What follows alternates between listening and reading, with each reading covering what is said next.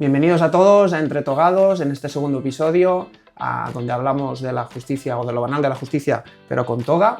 Hoy tenemos un nuevo invitado que, como habéis podido ver por las stories de Instagram, se barajaban varias opciones. Finalmente es un compañero, muy buen compañero. Es abogado, es socio director del despacho 893 Abogados en Vilanova i la Geltrú, provincia de Barcelona, y está especializado en litigación mercantil, derecho concursal y penal económico. ¿Qué es todo esto? Pues que nos lo explique, que se presente, y empezamos este podcast con Francesc Molins. Bienvenido, Francesc. ¿Qué tal, Marc? Muchas gracias. Bien, y un placer y un honor ser el invitado en este podcast. Te recojo el testigo.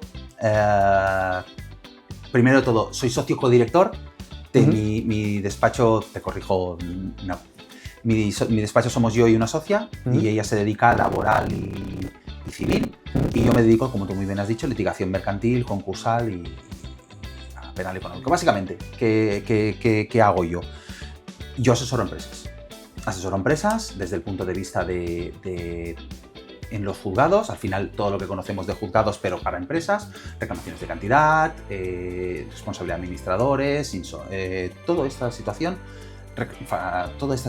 que necesita la empresa. Luego el derecho concursal, pues todo lo que es quiebras, la segunda oportunidad, tanto de persona física como de persona jurídica. Y pues penal económico, como sabemos, apropiaciones indebidas, estafas, administración desleal. Digásemos, es eso. Mi forma o mi ámbito de trabajo es la empresa, que es a lo que me gusta y a lo que me dedico. O sea, que es tu cliente ideal, por decirlo de alguna manera, ¿no? Sería tu perfil tu objetivo, donde quieres llegar. Sí, a ver. Sí, muy buena pregunta, y efectivamente es eso. También tengo que ser honesto. Yo no puedo, en mi despacho, que al final somos mi socia y yo, no podemos llevar Repsol. Ya nos gustaría, ¿no? Pero el volumen de trabajo que te puede pedir una empresa como este tipo no podemos absorberlo. Pero sí que es cierto que con ciertos matices, ciertas diferencias, al final la ley de sociedades de capital, que es la ley que regula las sociedades, sociedad limitada, sociedad anónima, al final la actuación es exactamente la misma, o digamos el marco jurídico es exactamente lo mismo para unas SL de dos socios que se han unido, o de un socio unipersonal que se ha unido para ser lampista, que una SA que factura 500 millones de euros, por poner un ejemplo, ¿no? Uh-huh. El marco es muy parecido y tienen las mismas soluciones, incluso la misma solución de solventar esas controversias que pueden llegar a tener. Y al final nosotros nos planteamos desde el despacho el sentido de decir, oye, siempre ponía un símil, que esto tuve el honor también de hacer una pequeña masterclass en mi alma mater, que es la Universidad Autónoma, y les dije a los alumnos, gracias a mi profesor de mercantil, les dije a los alumnos que si ponemos en una balanza, ¿qué pesa más? ¿Todos los mamíferos del mundo o todos los insectos? ¿Qué es lo que pesa más? Pues se ha dicho y se ha estudiado que los insectos. Uh-huh. Es decir, en España hay muchas más pymes, autónomos, que grandes empresas, que es el motor. Al final siempre se ha dicho, ¿no? Aunque sea, con perdón, un postureo, que las pymes son el motor del país. Uh-huh. Pues eso es un poco a donde nos dirigimos. Es decir, tienen problemas, y tienen problemas, nosotros aportamos esa solución a esas empresas, uh-huh, en cualquiera de los ámbitos que te he comentado anteriormente. Uh-huh. Y, Francesc, ¿cómo explicas esas dos vertientes de esta vocación que tienes? Es decir, ¿cómo te has especializado en todo esto que nos has contado? Que espero y que ahora durante la conversación la gente llegue a comprender exactamente a qué te dedicas y en qué les podrías ayudar. ¿Y cómo viene tu pasión por el derecho? Porque entiendo que primero está el derecho y luego la especialización, ¿no? Sí. Lo que pasa es que al final también es un poco...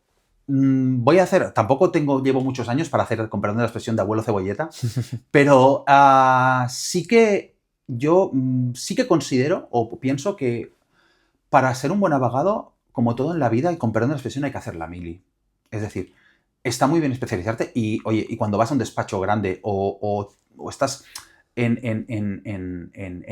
otras ligas de grandes despachos medianos, al final te especializas y te llevas a eso, ¿no? Hay gente, por ejemplo, que se dedica desde que salió de la carrera laboral, hay gente que se ha dedicado desde que salió de la carrera procesal, etc. Pero al final, cuando tú estás en un ámbito como Vilanova i la Geltrú, claro, como en un ámbito más local, más pequeño, no es una Barcelona, tienes que empezar a tocar de todo. Y yo creo que es una cosa muy buena y es una mili o una pasantía que tendríamos que pasar todos. Creo que es muy importante el conocer todas las ramas del derecho. El hombre orquesta, como decía un jefe que teníamos, el hombre orquesta sí que no funciona. Es decir, al cabo de los años no puedes tocar todos los palos. Porque al final, si tocas todos los palos... No es materialmente imposible. Correcto. Es materialmente posible. Pero además, pero al final el camino del derecho te lleva a lo que tu vocación. Ahora volviendo un poco a mí, yo he sido familia de empresarios, es decir, entiéndeme la palabra, no es la palabra emprendedor que se conoce ahora, ¿no? Mis padres tenían una tienda de alimentación, de comestibles, era realmente una charcutería, pero también tenían comestibles. Mi padre, que siempre ha sido un tío lanzado, montó también una tienda de informática. Y siempre he tenido esa visión. Claro. Y yo, de verdad, la vocación la encontré tarde. Yo empecé económicas. Yo empecé económicas en la Universidad Pompeu Fabra. Lo que es ahora administración de... No. O economía como tal. Correcto, economía. Había también ADE, también. De hecho, en la Pompeu Fabra eran 4 años y los dos, el primer ciclo, íbamos juntos a ADE y económicas. Y luego ya a partir del tercero se ramaba. Y me di cuenta que no me gustaba. Siempre me gustó la bolsa, siempre me gustó la inversión, pero me di cuenta que al final, con perdón, la carrera en matemáticas puras. Yo no acabé de motivarme, no acabé tal. Empecé como ya con 18, 19 años con la fiesta, no sé qué. Y me fue bastante mal. Y entonces llegó un momento en el que dije, quiero hacer un cambio. Y mis padres me dijeron, vale, gracias a Dios, mis padres siempre me dijeron que los estudios es la herencia que te vamos a dejar. Y la verdad es que las 2 asignaturas que tuve de Derecho me gustaron mucho y dije, pues voy a probar Derecho. Y me cambié a Derecho. Y la verdad es que mi idea era irmela sacando poco a poco, y hasta el final, al último curso, que me quedaban unas asignaturas y dije... Y yo, mientras tanto, iba trabajando, iba alternando, iba sacando, pero el último curso dije, mira, les dije a mis padres que si me subvencionaban o me financiaban el curso, que me dedicara solo a estudiar y me podía sacar un curso y medio, unas 18 asignaturas en ese curso. Me dijeron que vale, que adelante, que confiamos en ti, y así fue. De hecho, fue el único curso de los 6 años que estuve en la Autónoma en el que me saqué el curso todo el año en junio. No suspendí nada ese año. Yendo a clase, a las 9 de la mañana, salía a las 6 de la tarde prácticamente cada día. Pero así. Y nada, tuve la gran, inmensa suerte que nada más acabar la carrera, durante la carrera yo ya empecé a despertarme en mi vocación. De hecho, estuve en verano, el antepenúltimo y el penúltimo curso, haciendo como de pasante en un despacho con tu compañero Javier y amigo, que considero amigo. Estuvimos allí fue, bueno, pues un poco cuando me despertó la vocación de ser abogado, ¿no? Y fue cuando, justo al acabar la carrera, que un gran amigo, Roger, que ahora lo considero como un hermano mío, él trabajaba en un despacho en Barcelona y me dijo, oye, hay una vacante en el despacho para trabajar en el departamento de concursal. Y allí fui. Y allí desperté mi vocación de dedicarme a eso, a la empresa y todo esto. Luego, cuando ya, bueno, pues cambios, al final, cuestiones internas de despacho, yo dejé de trabajar allí, me volví a Vilanova. Y volví al despacho con Javier, en el que estábamos. Y ya allí pues hice de todo, que es la mili que decía, ¿no? Y súper bien, pero siempre tenía esa vocación de dedicarme a la empresa. De ahí fue a un despacho de Barcelona, que me dediqué solo a civil y a mercantil. Y cuando allí, después de ese despacho, me fui, y me monté por mi cuenta. En 2015, con mi mujer embarazada, mi primer hijo, decidí montarme por mi cuenta, lanzarme a la piscina. Y como te dije, pues al final, al principio, pues pasas mucha hambre, antes de todo, pero poco a poco el embudo se va haciendo pequeño y por suerte, pues, bueno, por suerte o por mi trabajo, pues gracias a hoy me puedo dedicar a lo que a mí me gusta, que es la empresa. O sea que al final también eres una mezcla, ¿no? Entre, sí que es verdad que no llevabas ya de serie el abogado mercantilista, pero en el fondo, habiendo estudiado económicas y con el interés y con esta práctica desde pequeñito, ¿no? Con lo que hacían tus padres, igual esto es como los hijos que salen con los gustos musicales de los padres, ¿no? Porque de pequeño pues ya eres una mezcla quizás de todo esto. Sí, y sí. Terminado al final pues con el proyecto de tu vida, que es un despacho mercantil, concursal, Para que la gente, seguimos repitiendo los términos para que la gente entienda un poquito Sí. de lo que va el tema. Correcto, Marc, es así. Es un poco, al final es lo que te han inoculado de pequeño, ¿no? La empresa, mi padre, por ejemplo, que tenía la tienda de ordenadores, vendía ordenadores a personas, pero también vendía mucho a empresa. Y tú ya estabas con el radar puesto. Sí, sí, además me gustaba mucho estar por allí, por la tienda, mirar lo que hacía, cómo vendía. Y eso me sirvió mucho para tener esas habilidades, o como ahora le llaman los modernos, esas soft skills que no te enseñan en la carrera. Uh-huh. Yo, por ejemplo, de pequeño, ahora pareciera que me estoy vendiendo aquí, que te cagas, pero yo de pequeño, por ejemplo, yo con 8 años estaba detrás del mostrador en la tienda, en el mercado de mis padres. Yo tenía una puertecita y yo vendía las Coca-Colas o las aguas que me pedían. Y siempre he estado detrás del mostrador. Eso me ha ayudado a tener a no tener vergüenza. Uh-huh. Cara al público, trabajar de cara al público. Cara al público, exacto. Y me ha ayudado mucho tener oratoria, que creo que es una cosa muy importante que nos enseña en la carrera. Justo. Ahora creo que últimamente empieza a haber libres elecciones o algo así de oratoria, pero creo que es vital. Uh-huh. Es vital. Sigo viendo, y tú seguramente lo habrás visto también, Marc, compañeros de 50, 60 años con un folio delante y leyendo. Uh-huh. Uh-huh. Y eso a un juez no le gusta. Uh-huh. Porque no atraes la atención, el juez desconecta. Bueno, o sí, hablamos de diferentes tipos de inteligencia también, ¿no? Hay personas que en una demanda parece que, ¿no?, que son absolutamente genios, pero sí que es verdad que si luego te falla la parte, ¿no?, la parte presencial, la parte esta de estar en una sala y defender lo que has previamente intentado argumentar delante de un juez, o ser lo suficientemente rápido también, ¿no?, para hacer las preguntas adecuadas. Si esto no acompaña, realmente merma las posibilidades de tener éxito. Estoy completamente de acuerdo. Y eso te lo da la experiencia. Justo. El lanzarte, el no llevar las conclusiones por escrito, el ver a otros compañeros cómo lo hacen, intentar aprender de otros compañeros. Creo que tenemos la suerte, Marc, que estamos en una profesión en que es un aprendizaje constante. Uh-huh. y que tienes que estar con la mente abierta. No vas a saber nunca el 100% de la profesión.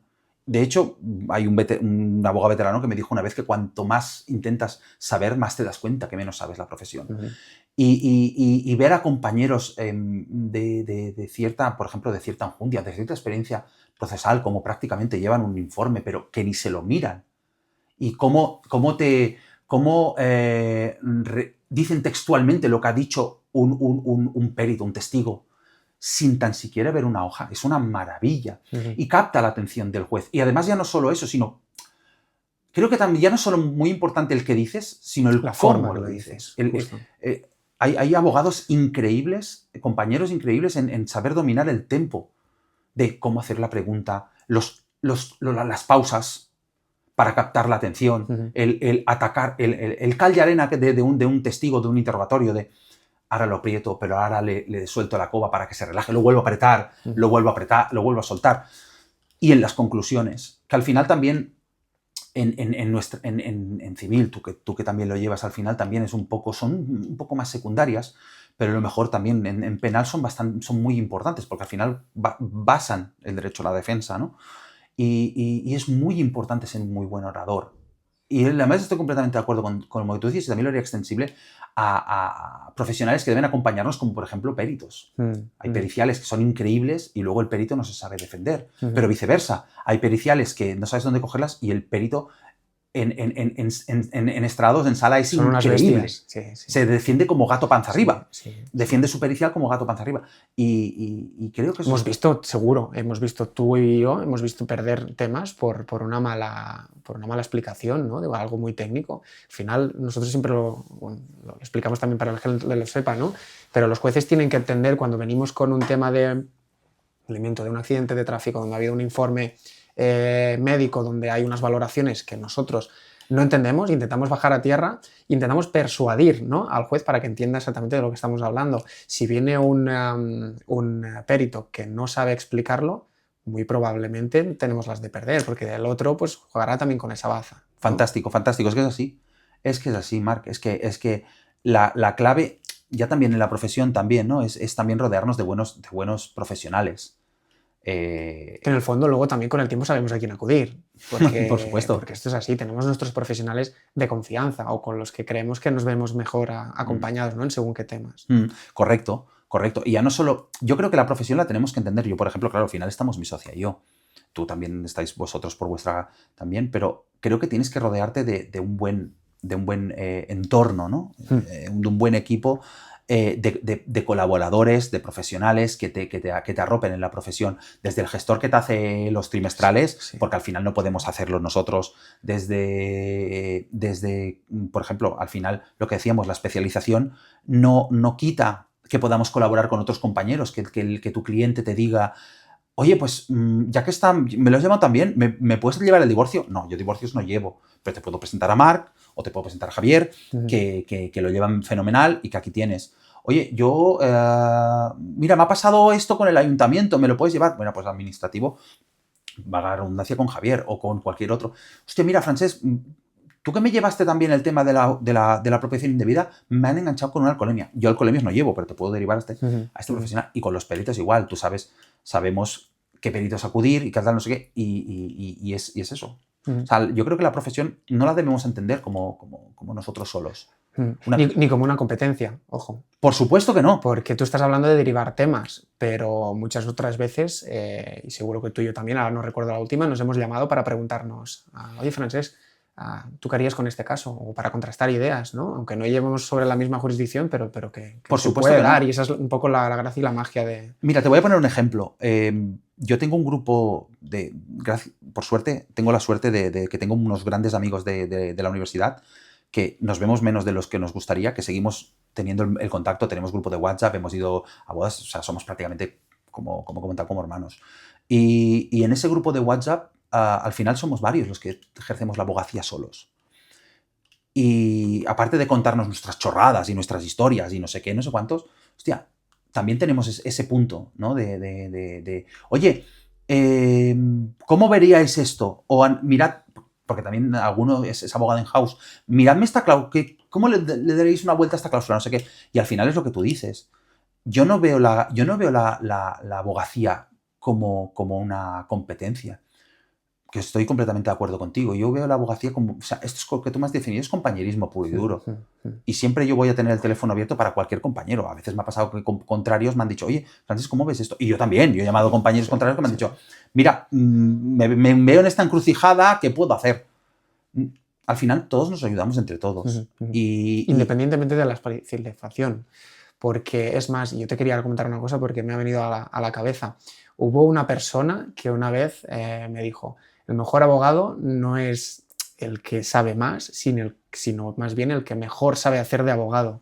Y independientemente de la rama o de la jurisdicción, conocemos el juzgado, conocemos a los funcionarios, conocemos a los contrarios. Muchas veces ese consejo, aunque no tengas nada que, no tenga nada que ver con lo técnico legal o con el tema que se esté tratando, pues nos puede ayudar, ¿no? a tomar según qué decisión. Es así. Además, yo te lo respondería haciéndote, como se dice coloquialmente, el gallego, que respondiéndote con otra pregunta, que es: ¿qué es ser abogado? Claro, ¿qué es ser abogado? Ser abogado es que te reciba contestar demandas, hacer escritos e ir al juzgado. No, es lo que tú has dicho. Eso es la punta del iceberg. La profesión es mucho más allá. Es hablar con procuradores, que eso también a colación con los profesionales, ¿no? Un buen procurador te facilita muchísimo el trabajo. Hablar con procuradores, ir a juzgados. Ahora, con toda la historia del cambio de tribunal de instancia, veremos. Que veremos, correcto, pero tenemos el tribunal de instancia que tenemos que darle ese apoyo al cliente y hacerle esa, perdón de la palabra, pedagogía para que él entienda cómo está esa situación. Lo hablábamos la semana pasada en el anterior episodio. Yo creo que es igual o tan importante pues, hacer entender al cliente de lo que está sucediendo en el juzgado, que muchas veces a nosotros nos cuesta entenderlo por tal y como están las cosas, pero que es muy importante. De eso, si me permites, quería hacer un pequeño matiz, porque ya que está esto grabado, me gustaría al respecto hacer un poco como de la propia palabra dices, de pedagogía de esto del tribunal de instancia. Como lo veo yo, A lo mejor luego se me tirarán, pero como lo veo yo. Yo lo del tribunal, no voy a entrar en discutirlo o no. Yo lo que veo es que, claro, todos sabemos que cuando llegaba después de fiestas te venía una avalancha de notificaciones. Y la verdad es que en ese sentido estamos bastante relajados. ¿Pero por qué? Porque están reactivando esta situación. Claro, tenemos que tener en cuenta que lo que han hecho, con perdón, es parar un tren de mercancías con millones de toneladas de peso que como todos sabemos, y si no es ley de física, un tren de mercancías no para de golpe, como nosotros podemos parar un coche, sino que tiene un retroceso. Entonces, el momento hasta que no pare, que ya está ocurriendo, no volverá a arrancar. Y eso también, o sea, tenemos que ser un poco empáticos también con los propios funcionarios, que de un día para otro están sentados en su sitio de siempre, trabajando en su sección de siempre, en su juzgado de siempre, y ahora les han dado, como se dice en catalán, la volta como un mitjó, les han dado la vuelta 180 grados y que a lo mejor llegaron de un día para otro y no saben de sentarse. Y están un poco todos, nosotros incluidos como operador, como decíais el otro que lo he visto, el otro episodio, el anterior episodio de los operadores jurídicos, estamos un poco todos aún ubicándonos, reubicándonos. Como el boxeador que está medio groggy, a ver si me pongo de pie y me pongo en guardia otra vez. El tema es, y para también dejar un mensaje tranquilizador, es que todo esto, este cambio es para que sea todo más eficiente, ¿no? Una redistribución de las tareas o en principio esto parece que es lo que va a ser y que se agilice, porque realmente los recursos que tenía la Administración de Justicia eran discutibles, ¿no? Y esperemos que ahora pues la cosa funcione mejor, es que no puedo decir otra cosa. Estoy completamente de acuerdo. Los veremos. A mí los procuradores me han hablado de un plazo entre 2 y 4 meses, no sé si con los que trabaja están...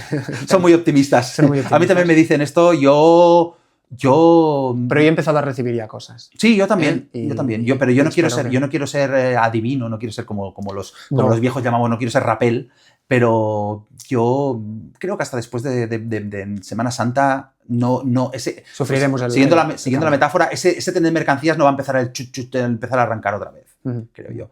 Pero bueno, es lo que tú decías, estoy completamente de acuerdo. Creo que es un cambio para bien y para ser más eficiente y para parecerlo un poco a lo que decíamos de la especialización. Al final se crearán secciones especializadas, con un criterio definido y con un criterio claro. Creo que es positivo. Veremos. Esperemos que vaya bien, porque lo necesitamos todos los operadores jurídicos y sobre todo los clientes. Muy bien, Francesc, pues vamos a entrar un poquito en turrón, en pastel, o lo que nosotros la semana pasada lo hablábamos, ¿no? En lo que es igual más morboso de cara a este proyecto tan chulo que tenemos. Y es el testigo de la pregunta que hizo Javier la semana pasada, que yo te quiero preguntar, ¿cuál es tu anécdota más surrealista en los 5 primeros años de ejercicio de la profesión? Aquello que te marcó, que te hizo pasar vergüenza, tu ruina, no sé si estás... Sí, lo he escuchado, sí, mi ruina, sí. El otro día lo pensaba y podría hacernos el símil, ¿no? Está muy bien. Bueno, ¿cuál es tu ruina en el juzgado? Yo tengo una ruina en el juzgado que es bastante curiosa, que ya prescrito, perdón, y la puedo explicar, que además fue relativamente cuando yo llevaba meses ya ejerciendo como abogado aquí en Vilanova, cuando ya había vuelto de Vilanova de mi periplo concursal, mi primer periplo concursal que he explicado anteriormente. Yo llevaba meses y con un tema penal el director del despacho había llegado a un acuerdo de conformidad por una alcoholemia con un cliente. Entonces eso quedó ya así solventado, y como acabó muy tarde, el juez nos convino al día siguiente entregar el carnet en el despacho de ejecuciones. Para que no lo sepa, cuando ya se cierra una alcoholemia, normalmente te mandan ya a la ejecución del penal para entregar el carnet, te liquidan la condena, te dicen cuánto vas a entregar y todo esto. Vale, pues ese día subimos con el cliente. Y cuando íbamos, y el cliente estaba muy nervioso. Yo lo intenté calmar, el cliente estaba muy nervioso y al final la oficial, porque tenía que acabar de liquidar la condena, confirmarla, tardó muchísimo. El cliente se fue poniendo muy nervioso y de repente, como yo digo, no sé qué le pasó. Se puso muy nervioso y empezó a chillar en medio del juzgado que se iba, que a tomar por saco, que se iba. Digo, bueno, pues nada, yo detrás de él, todo eso por todos los juzgados de Vilanova, por las escaleras, chillando. Los juzgados de Vilanova, para el que no lo sepa, no es la Ciudad de Justicia, son grandes, pero son pequeños comparado con la Ciudad de Justicia, y rebota mucho. Y se escuchaba por todas las escaleras el cliente chillando, yo detrás de él, que hasta vino la seguridad, el cliente me llegó a empujar, déjame en paz, porque yo le decía, pero ven, vamos a hablar, no sé qué, déjame en paz, me empujó y se fue. Total, que volví a subir y yo cuando subía iba juzgado por juzgado pidiendo perdón. Claro. Y cuando llegué a las ejecuciones de penal, la oficial estaba en shock. ¿qué ha pasado? Digo, bueno, le expliqué la situación y me dijo, bueno, yo lo tengo hecho, si este señor viene no hay ningún problema. Bueno, pues llamamos al cliente, no contestaba, me llamó, estaba ahí en el despacho, no me llamó justo cuando iba a salir, 7:30 de la tarde, pidiéndome perdón, que se había puesto muy nervioso, y imagínate si se había puesto nervioso, que había cogido la moto y había conducido hasta el norte de Cataluña, o sea, prácticamente hasta la frontera con Francia. Que si al día siguiente podía ir, y yo le dije que sí, que por supuesto, que la oficial me había dicho que podía volver. Al día siguiente el cliente, la verdad, era y es muy buena persona. No sé si hace muchísimo tiempo de que le he perdido contacto, pero yo lo recuerdo con buena estima porque era muy buena, bueno, es muy buena persona. Pidió perdón, sino casi el pobre hombre se arrodilla, se puso a llorar y todo, pero muy bien. O sea, fue un fruto de una situación de estrés máximo. No supo es la situación, manejarla. y además es la situación que he visto a alguien con esa mayor situación de estrés, y que al final los seres humanos no sabemos cómo vamos a salir de esa situación. Justo. Y bueno, eso me sirvió para aprender a lidiar con esas situaciones. Y al final me sirvió para decir, bueno, que deje, que explote, y que en lugar de estar yo encima, que yo creo que avivé más el fuego con gasolina, decir, venga, va, ven, no sé qué, me ha servido de hacer todo lo contrario. Bueno, que explote y decirle al cliente, oye, vamos afuera, tranquilízate, hablamos y tal, y luego volvemos. Y la verdad es que mucho mejor. Y luego ya desde el punto de vista, bueno, he tenido varias de conflictos y tal, entre socios y tal, pero tengo una bastante curiosa, que es que tenía una firma de una compraventa de participaciones en una notaría, y era el 1 de agosto. Y el notario no se acordaba que estaba la firma para realizar. Era un notario unipersonal y el notario apareció a la firma en bañador y chanclas. Ostras. Él pidiéndonos perdón a todos por el decoro, por la falta de decoro, pero se había ido de vacaciones, estaba con la familia en un hotel y lo llamaron de la notaría porque se le había ido, que directamente no se acordaba que tenía que venir. Y el hombre pues vino corriendo, con toda su buena fe, vino corriendo con el bañador y chanclas y dice, mira, digo, si tengo que pasar a buscar el traje y todo... Yo doy fe, ¿no? Pero en estas condiciones. Correcto. Fue bastante divertido y la verdad es que es una notaría a la cual aún sigo yendo a firmar y lo recordamos con broma, que el propio notario se ríe de sí mismo, bastante de esto, que se ríe de sí mismo en ese sentido. Y fuera de esto, pues bueno, al final el día de la profesión pues es bastante. Luego también tengo yo una, que es la que pasé yo más vergüenza, que es en la Audiencia Provincial de Barcelona, con los 3 magistrados allí y tal. Un tema que la verdad salió muy bien, pero yo con todos los nervios llevaba muy poco trabajando yo por mi cuenta, quería que este tema saliera muy bien, llevaba un añito o así, quería que este tema saliera muy bien porque de verdad lo teníamos muy bien, pero era un tema de aquellos que depende de las testificales, era un tema penal, depende de las testificales, podría ir para un lado o para otro, y con todos los nervios ni me di cuenta que había un cable en la sala de vistas y me pegué un talegazo. Medio de la sala. En medio de la sala, pero vamos. O sea, que ya jugabas con desventaja, ¿eh? 0-1. Sí, claro. Y yo nervioso, que empecé a sudar. Además, era verano, empecé a sudar. Me tuve que... O sea, llevaba también una camisa azul. Era azul... Eras Camacho. No, ojalá fuera Camacho. O sea, parecía que me había tirado a una piscina del sudor. Había otra compañera contraria que también era la compañera contraria, que era... Había una compañera al lado que también era otro también acusado. También la pobrecilla. Los jueces necesitan esto en receso. Los magistrados necesitan esto en receso. No, todo bien. Luego me di cuenta que tenía todo esto sangrando. Pero me hizo perder los nervios. Al final, claro, ya dijiste, ya a partir de aquí todo lo que pueda salir mal... Y la verdad me salió un juicio muy, muy bueno y el cliente acabó absuelto con las testificales y todo, salió todo muy bien. O sea, que te dejaste casi la vida, ¿no? O sea, puedo decir que la rodilla me la dejé seguro. Muy bien, Francesc, pues a colación de todo esto te quiero preguntar qué es lo que más te ha marcado en tu carrera. Ya no sé si estas anécdotas, sino más bien las experiencias quizás más... Lo que más me ha marcado... Más fuertes o más positivas. Lo que más me ha marcado en mi carrera han sido 2 momentos. Uno fue una vista con un ilustre abogado penalista que fue Cristóbal Martell, que fue un juicio de delito leve. Era un juicio de delito leve, y me marcó por cómo llevó la vista, la verdad. Poderte enfrentar, con el buen sentido de la palabra, a una de esas, digamos, una de esas primeras espadas de la abogacía, en este caso penal, te marca. Y ya no me marcó solo también cómo llevó el juicio, sino también el cómo me trató a mí. Es decir, si esta primera... Porque lo primero, yo ya llegué a la vista antes, él llegó tarde porque además venía de otra vista. Y lo primero que hizo nada más llegar fue venir a saludarme. Muy bien. El poder ver que una primera espada te viene a saludar, te trata de tú, que luego me lo he cruzado en alguna vez en el colegio de abogados, en la Ciudad de Justicia recogiendo togas, o en el colegio de abogados, que te saluda. ¿Qué tal? ¿Cómo estás? No sé si te acuerdas. Y tú le vienes con hombre, sí que me acuerdo de ti, el juicio tal, tal, tal. Hombre, sí. Me marcó mucho el decir, hay que ser así. Hay que ayudarse. Y decir, si una primera espada como esta trata a un compañero como lo trata, ¿por qué luego hay compañeros que estás esperando? Y perdón que a lo mejor no es adecuado, ¿no? Pero sucede.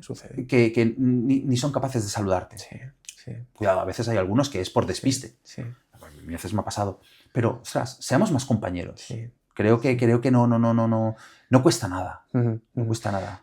Yo, una de mis mentoras, en el anterior despacho donde estuve, este consejo me sirvió para mucho, porque me explicaban, para los primeros juicios sobre todo, Marc, tú cuando llegues y entres a sala, o incluso antes, si puedes, con la funcionaria, pides pasar y hablas con la jueza o el juez y les comentas, oye, mira, que es mi primer juicio, o mi segundo, o estoy empezando, nada más que para que lo sepas, si hay alguna cosa, por favor, pues no que me lleves, sino que simplemente pues sepas, ¿no? Que igual es un poco de esto que sucede.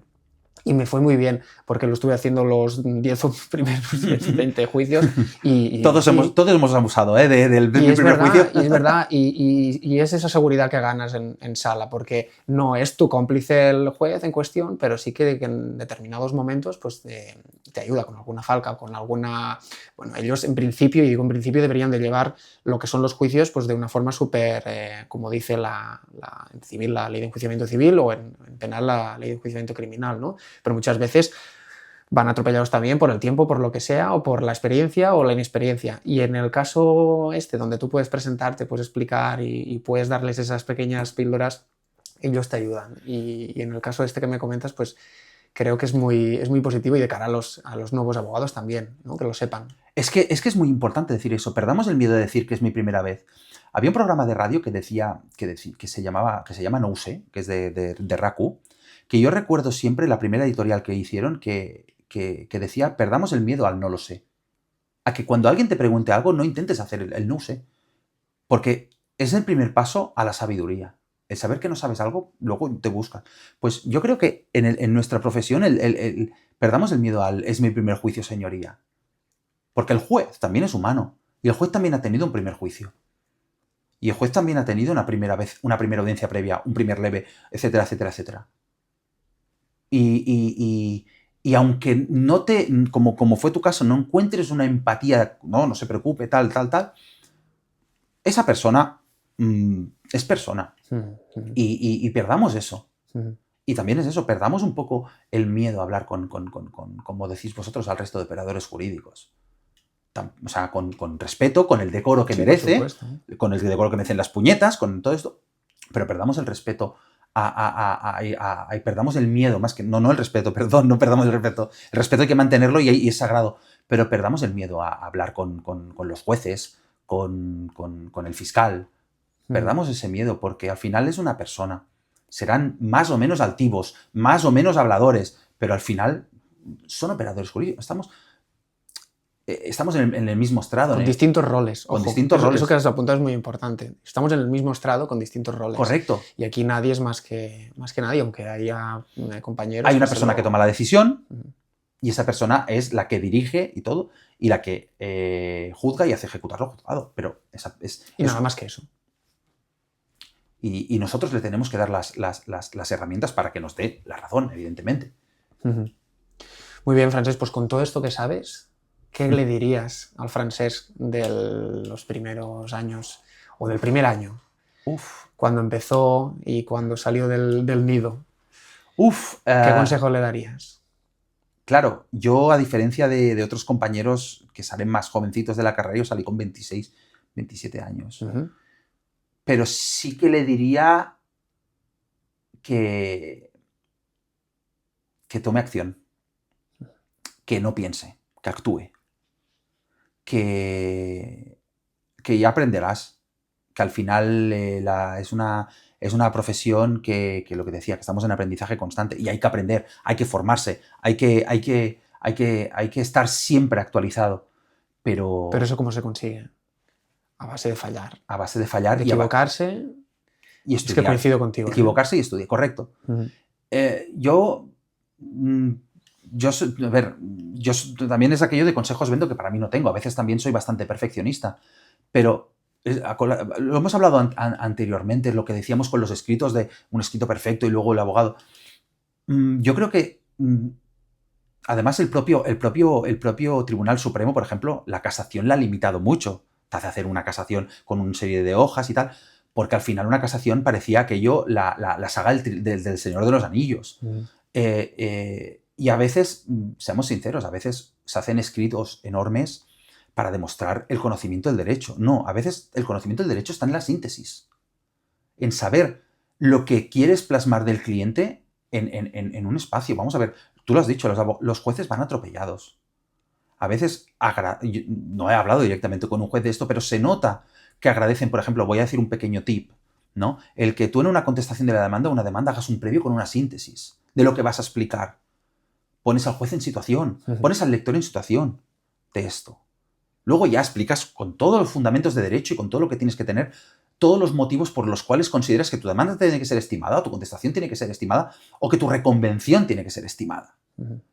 Pero una pequeña síntesis de lo que vas a explicar, yo creo que el lector, al final, tienes que poner también la piel de personal de lo que va a leer. Y tú sueltas ahí una demanda, una contestación de 150 páginas con jurisprudencia. El juez ya se sabe la jurisprudencia. Y si no, hay el Jura Novit Curia. Pero una síntesis, una explicación de los hechos contundente. No irnos por los cerros de Úbeda. Menos es más. Sí, señor. Se podría definir así. Menos es más. Y amigos de Entre Togados, esto es la economía procesal, explicado de la mejor manera posible. Correcto. La economía procesal es eso. La economía procesal es reducir, dejar las cosas más claras, darles facilidades a los jueces, empatizar con ellos, con la gran cantidad de faena y de escritos y de 1000 procedimientos que tienen, pues que puedan decidir más rápido y mejor. Lo has dicho fenomenal, Marc. Menos es más. Menos es más. Es la clave actual por todo el volumen que tienen los jueces. Y al final nosotros tenemos que darle las ideas al juez de la forma más entendible posible. Que el juez entienda que nuestros argumentos o los argumentos por los cuales defendemos los intereses de nuestro cliente son los válidos a la vista de la prueba que le aportamos. Justo. Pues Francesc, voy a dejar o voy a omitir en este caso lo que sería el mensaje para los oyentes, porque creo que en este final ha quedado bastante claro. Y te voy a dar paso también para que dejes una pregunta para el siguiente invitado, sin saber quién va a ser, si va a ser... Han sido 2 abogados, ahora para que la gente lo sepa, vamos a intentar traer a otro profesional de la justicia que también dé su punto de vista. ¿Qué preguntarías? ¿Qué te gustaría saber? Bueno, pues buena pregunta, porque la verdad, te voy a ser completamente sincero, me has quitado la que tenía la pregunta, que era que le preguntarías, ¿no? a tu yo de hace 10, 15 años o algo así, ¿no? Pero intentando hacer una pregunta un poco más así, más genérica para yo qué sé, si viene un opositor, viene un juez, un agente judicial o tal, yo le preguntaría... ¿Por qué? ¿Por qué? Lo que decías antes, ¿no? ¿Por qué te has dirigido aquí? ¿Cuál es? ¿Es por vocación? ¿Es por pasión? O seamos sinceros, es simplemente porque quiero ser funcionario y tener un trabajo fijo, que es completamente respetable. Eso te iba a decir. Pero yo creo que es el por qué. El por qué tienes este título, profesión, empresa... este motivo, quieres hacerlo. ¿Por qué? Porque, como diría, yo que soy muy futbolero, Mourinho, que dijo en su momento el por qué, ¿no? ¿Por qué? ¿Por qué? Correcto. Muy bien, pues lo recogemos, dejamos esta pregunta para el siguiente invitado. Francesc, muchas gracias por estar aquí con nosotros. Nada, tío, ha sido un auténtico placer. Yo creo que nos ha pasado, si no igual o más rápido que la semana pasada. Como un flash. Llevamos casi 40 minutos de charla y yo creo que podríamos hablar de muchas cosas más. Podríamos estar, creo. Y haremos una segunda Será un placer, a vuestra disposición. Y nada, pues si no recuperáis la parte de inicio del vídeo donde podéis encontrarlo, a lo que se dedica y cualquier consulta que queráis hacer, también dejaremos su contacto en el vídeo, en la descripción de este vídeo. Y nada, pues seguiremos en el proyecto Entre Togados, donde hablamos de lo banal de la justicia, pero con toga, y hasta la próxima. Adiós.